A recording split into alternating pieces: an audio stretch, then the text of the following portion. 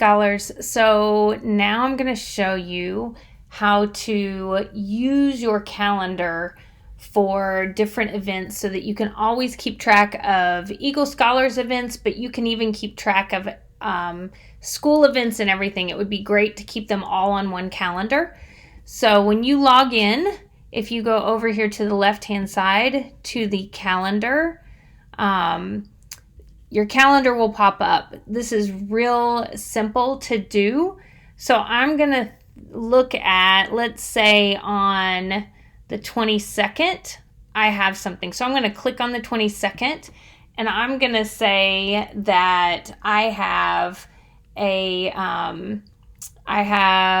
mental health meeting with team. So that maybe you have maybe you're a part of the mental health group and you have a meeting. So you want to make sure that you put that on your calendar. Is it an all-day event? No, this is not an all-day event. So you want to make sure that that says no. It is going to be, that meeting is going to be from 2:30. Let's see, oops.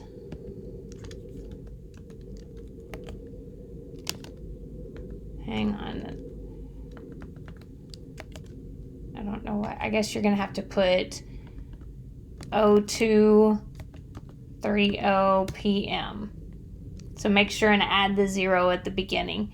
And then it is until 3:30 p.m. And your location, if you have a Zoom link, you can put that on here. Or you can put that in notes as well. Or if it's in person, you can put the location there, the actual address. So you want to make sure are you available or busy? If you have that meeting, you are busy. You don't want anything else scheduled during that time. And then you can put here, text or email me.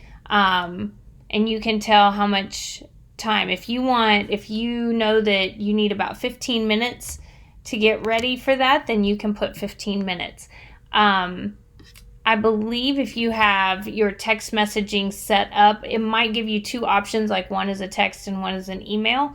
But make sure and check that alert, because that way you will get that notification through a text on your phone. I don't usually choose the ones as emails because I don't look at my email as often as I look at my phone. So once you hit save, this goes on, you can see it right here. It goes on your calendar and it is now blocked off. So if somebody else tried to schedule something with you, then that would be a blocked off time. So that's how you can keep track of this. If your calendar is linked to the calendar on your phone, all of that shows up. So that makes it easier to manage your time and make sure that you don't double schedule anything because you're using your calendar.